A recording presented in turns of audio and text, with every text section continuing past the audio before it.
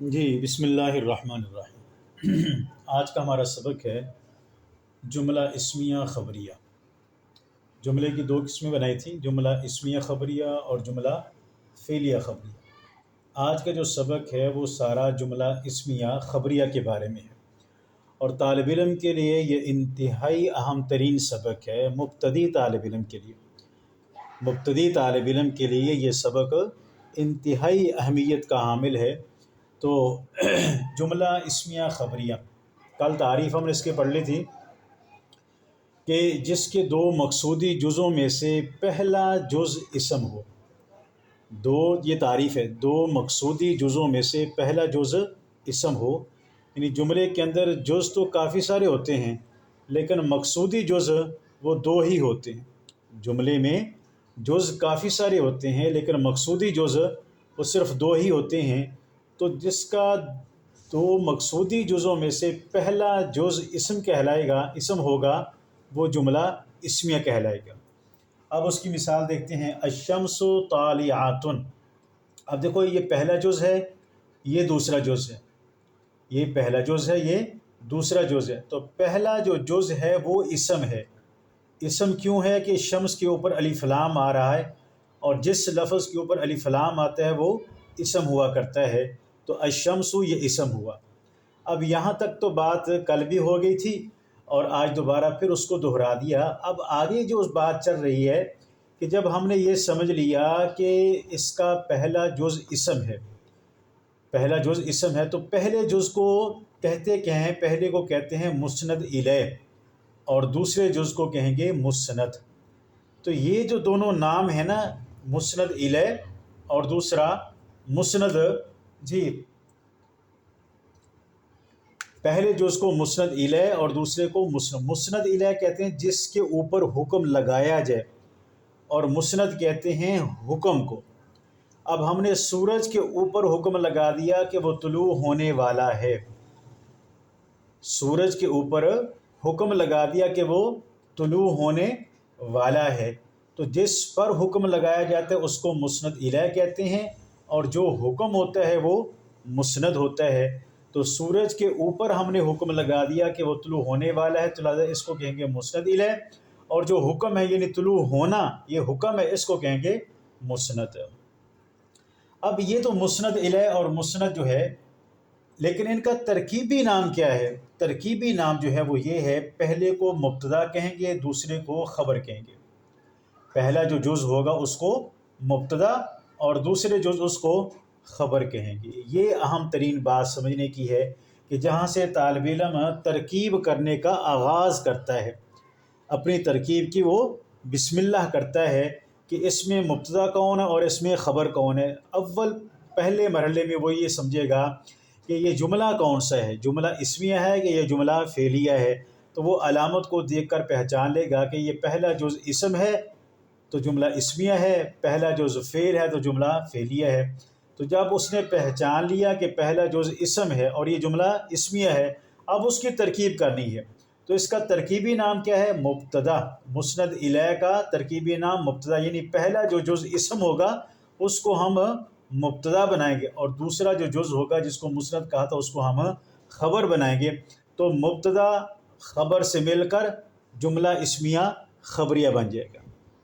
اول فرصت میں یہی سمجھنا ہے کہ اس میں مبتدا کون ہے اور دوسرا کیا ہے؟ خبر کون ہے۔ پھر آگے تو آسان بات ہے کہ مبتدا اپنی خبر سے مل کر جملہ اسمیہ خبریہ ہو گیا۔ اب ہم چند ایک مثالیں نکالیں گے اور ان مثالوں سے اس میں دیکھیں گے، تلاش کرنے کی کوشش کریں کہ یہ جملہ کون سا ہے، مسند الیہ کون ہے، مسند کون ہے، مبتدا کون ہے اور خبر کون ہے۔ تو ان مثالوں کے سمجھنے کے بعد انشاءاللہ جملہ اسمیہ خبریہ کی پہچان بالکل آسان ہو جائے گی۔ پہلی مثال دیکھو، ہاں کاکا آپ بتاؤ، القرآن کتاب اللہ، القرآن کتاب اللہ۔ سب سے پہلی بات کہ اس میں یہ جملہ کون سا ہے، اسمیہ ہے یا فعلیہ ہے یہ جملہ؟ تو اس کے لیے کیسے پہچان ہوگی کہ اسمیہ ہے یا فعلیہ ہے؟ اس کے لیے کس چیز کو دیکھنا پڑے گا؟ پہلے جز کو دیکھیں گے، لفظ جو القرآن لکھا ہے نا اس کو دیکھیں گے، یہ اسم ہے یا فعل ہے؟ تو اب قرآن اسم ہے، کیوں؟ اس لیے کہ الف لام داخل ہے، جس پر الف لام داخل ہو وہ اسم ہوا کرتا ہے۔ تو القرآن ہو گیا اسم۔ جب القرآن اسم بن گیا تو یہ سارا جملہ اسمیہ بن گیا. تو جب جملہ اسمیہ بن گیا تو پہلے جز کو کیا کہتے ہیں؟ مسند الیہ، دوسرے کو مسند. تو القرآن یہ مسند الیہ اور کتاب اللہ یہ مسند ہے. تو ترکیبی نام اس کا کیا بن جائے گا؟ القرآن مبتدا اور کتاب اللہ یہ خبر بن جائے گی. القرآن مبتدا، کتاب اللہ یہ ساری خبر ہے. کیوں؟ ابھی مرکب اضافی ہم نے نہیں پڑھا تو اس کو چھوڑتے تھے، بعد میں دیکھیں گے. پہلا جز مبتدا اور دوسرا کیا ہے؟ خبر. تو مبتدا خبر سے مل کر جملہ اسمیہ خبریہ. ہم دوسری مثالیں لے لیتے ہیں، مرکب اضافی والی مثال لاتے نہیں ہیں. الدین النصیحۃ، الدین النصیحۃ. پہلے سب سے پہلا کام کیا کرنا ہے؟ یہ جملہ کون سا ہے؟ یہ جملہ اسمیہ ہے فعلیہ ہے؟ یہ جملہ اسمیہ ہے. اس کے کیسے پتہ کرنا ہے؟ پہلے جز کو دیکھیں گے. الدین یہ اسم ہے کیونکہ اس کے اوپر الف لام داخل ہے، اور جس پر الف لام داخل ہو وہ اسم ہوا کرتا ہے. تو جب پہلا جز اسم ہوا تو سارا جملہ اسمیہ بن گیا. جب جملہ اسمیہ بن گیا تو جملہ اسمیہ کا جو پہلا جز ہوتا ہے اس کو کہتے ہیں مبتدا اور دوسرے کو کہتے ہیں خبر. تو الدین یہ بن جائے گا مبتدا اور النصیحہ یہ بن جائے گی خبر. تو مبتدا خبر سے مل کر جملہ اسمیہ خبریہ ہو گیا. تیسری مثال، الماء باردن. ہاں آپ بتائیں. تو الماء باردن یہ جملہ کون سا ہے؟ پہلے سب سے پہلا کام کیا کرنا ہے؟ جملہ دیکھنا. جملہ اسمیہ ہے یا فعلیہ ہے؟ جی جملہ اسمیہ ہے. کیسے پتہ جملہ اسمیہ ہے؟ اس لیے کہ اس کا جو پہلا جز ہے نا الماء یہ اسم ہے. یہ کیسے پتہ چلا کہ اس کا پہلا جز اسم ہے؟ اس لیے کہ اس کے اوپر کیا داخل ہو رہا ہے؟ الماء الف لام داخل ہو رہا ہے، اور جس پر الف لام داخل ہو وہ اسم ہوتا ہے. تو یہ اسم بن گیا اور یہ جملہ اسمیہ بن گیا. تو جملہ اسمیہ کا پہلا جز کیا ہوگا؟ مبتدا اور دوسری خبر بن جائے گی. تو الماء مبتدا باردن خبر. پہلے مبتدا کا ترجمہ کریں گے، پانی ٹھنڈا ہے، پانی ٹھنڈا ہے. تو اس کی کیونکہ یہ مرکب مفید کی قسمیں ہیں نا، مرکب مفید کی قسمیں ہیں، تو جیسے ساری مثالوں کا جب ترجمہ کریں گے تو آخر میں ہے، ہوں، ہیں یہ الفاظ اردو میں آئے گا. جیسے پہلے دیکھو سورج طلوع ہونے والا ہے، بات پوری ہوگی نا. القرآن کتاب اللہ، قرآن اللہ کی کتاب ہے، یعنی کہ جملہ اسمیہ خبریہ یہ مرکب مفید کی قسمیں ہیں. اور مرکب مفید کے اندر کیا ہے؟ پوری بات آدمی کو سمجھ آ جاتی ہے، ادھورا فائدہ نہیں بلکہ مکمل فائدہ حاصل ہوتا ہے. تو قرآن اللہ کی کتاب ہے، دین خیر خواہی ہے، الماء باردن پانی ٹھنڈا ہے. اب آگے والی مثال، المومن اخو المومن. تو المومن یہ جملہ اسمیہ فعلیہ ہے، جملہ اسمیہ ہے. کیسے پتہ چلا؟ اس کا پہلا جز اسم ہے. پہلا جز اسم کیسے ہے؟ اس پر کیا الف لام داخل ہو رہا ہے، اور جس پر الف لام داخل ہو وہ اسم ہوتا ہے. تو جملہ اسمیہ بن گیا. جب جملہ اسمیہ طے ہو گیا تو جملہ اسمیہ کا پہلا جز کیا ہوگا؟ مبتدا اور دوسرا خبر. تو المومن مبتدا اور اخو المومن یہ خبر ہو جائے گی. جب ترجمہ کریں گے تو ہمیں بات پوری سمجھ آ جائے گی. مومن مومن کا بھائی ہے، مومن مومن کا بھائی ہے. اردو میں جب ترجمہ کریں گے تو آخر میں کیا لگے گا؟ ہے، ہوں، ہو، ہیں ایسے الفاظ لگ جائیں گے. اور مثال دیکھ لی، انا یوسف جملہ اسمیہ ہے فعلیہ ہے؟ جملہ اسمیہ ہے. کیسے پتہ چلا؟ پہلا جز اسم ہے. اسم کیوں ہے؟ یہ ضمیر ہے. یہ کیا ہے؟ ضمیر. اور ضمیر ساری کیا ہوتی ہیں؟ اسم ہوتی ہیں. ضمیر ساری کیا ہیں؟ اسم ہوتی ہیں. تو اب اس کی ترکیب کیسے کرے گا؟ آنا جملہ اسمیہ بنے گا. جملہ اسمیہ کا پہلا جز ہے، پہلا جز بن جائے گا مبتدا اور دوسرا جز بن جائے گا خبر. آنا یوسف میں یوسف ہوں، آنا یوسف میں یوسف ہوں. آگے والی مثال، الصوم جنۃ. یہ کون سا جملہ ہے؟ جملہ اسمیہ. کیسے پتہ جملہ اسمیہ ہے؟ اس کا پہلا جز اسم ہے. پہلا جز اسم کیسے پتہ چلا؟ شروع میں الف لام داخل ہو رہا ہے، اور جس پر الف لام داخل ہو وہ اسم ہوتا ہے.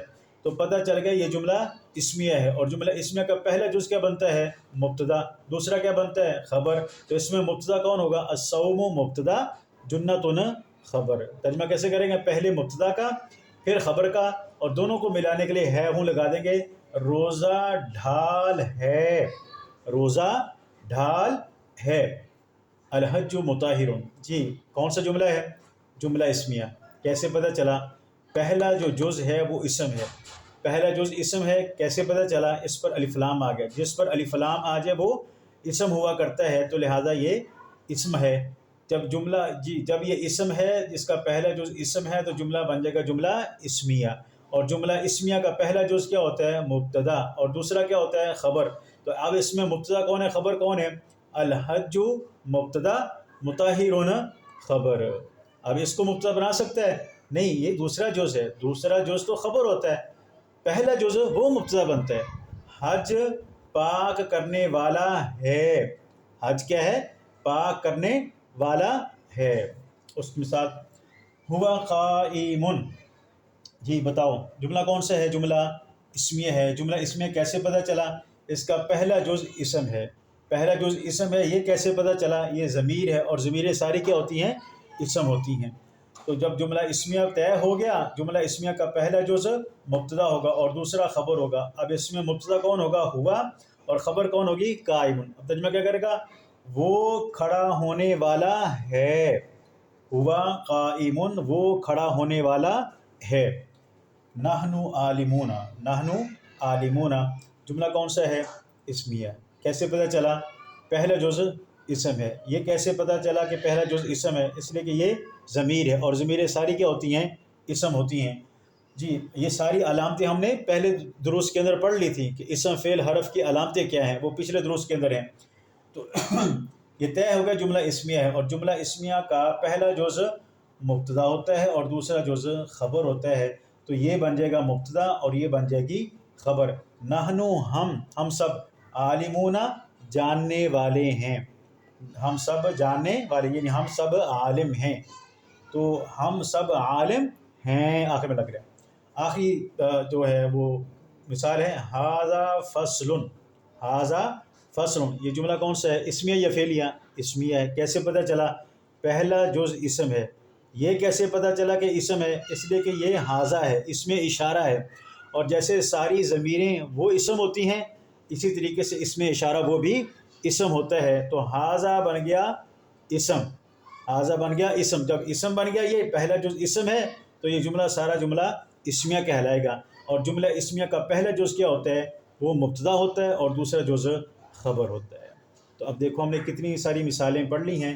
اس کے علاوہ اب جتنی بھی قرآن پاک میں یا جس کتاب سے ہم اجرا کریں گے اس میں بہت ساری مثالیں آئیں گی۔ ان تمام مثالوں کے اندر سب سے پہلے جملہ اسمیہ میں ہم یہی دیکھیں گے، پہلا جو جز ہے اس کو دیکھیں گے، پہلے لفظ کو دیکھیں گے۔ وہ اسم ہے تو سارا جملہ اسمیہ ہے، پھر اس کو پہلے کو مسند الیہ کہیں گے، دوسرے کو مسند کہیں گے۔ اس کا جو ترکیبی نام ہے وہ مبتدا بن جائے گا اور دوسرا خبر بن جائے گا۔ تو جملہ اسمیہ خبریہ، اس کی تعریف اور اس کی پہچان، اور پہلے جز کو کیا کہتے ہیں، دوسرے جز کو کیا کہتے ہیں، اور بہت ساری ہم نے مثالیں پڑھ لی۔ اب ان تمام مثالوں کے پڑھنے کے بعد کوئی طالب ایسا نہیں ہونا چاہیے کہ جس کو جملہ اسمیہ کی پہچان نہ ہو۔ ترجمہ بھی کرنا ہے، پہلے جز کا ترجمہ کریں گے جس کو مبتدا کہتے ہیں، پھر دوسرے کا کریں گے، اور دونوں کو ملانے کے لیے آخر میں کیا لگائیں گے؟ ہے، ہوں، ہو، ہیں، یہ اردو والے الفاظ لگا دیے جائیں گے۔ کل انشاءاللہ جو ہے ہم جملہ فعلیہ خبریہ پڑھیں گے، اور اس کی ترکیب اور اس کا طریقہ اور اس کی ساری مثالیں انشاءاللہ کل پڑھیں گے۔